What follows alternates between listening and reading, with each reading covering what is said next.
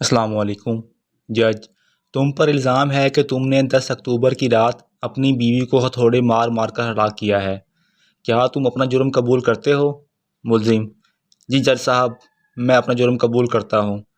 عدالت میں بیٹھا ہوا ایک شخص کھڑا ہوا اور چیختے ہوئے بولا، تم ایک جھوٹے اور گھٹیا انسان ہو۔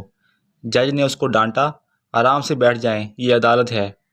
جج ملزم تھے: تم پر دوسرا الزام ہے کہ تم نے 12 اکتوبر کی رات اسی ہتھوڑے سے اپنی ساس اور سسر کو مارا ہے۔ کیا تم اپنا جرم قبول کرتے ہو؟ ملزم: جی جج صاحب۔ عدالت میں بیٹھا ہوا وہی شخص پھر کھڑا ہوا اور چلاتے ہوئے بولا، جھوٹے انسان، میں تمہارا منہ توڑ دوں گا۔ جج نے کہا، تم اپنا منہ بند رکھو ورنہ میں تمہیں توہین عدالت کے جرم میں سزا سنا دوں گا۔ تم ہو کون؟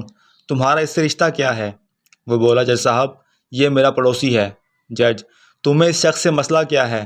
آدمی: آپ نہیں سمجھیں گے جج صاحب، میں نے 2 دفعہ اس شخص سے ہتھوڑا مانگا تھا، اس نے یہ کہہ کر دینے سے انکار کر دیا کہ اس کے گھر ہتھوڑا نہیں ہے۔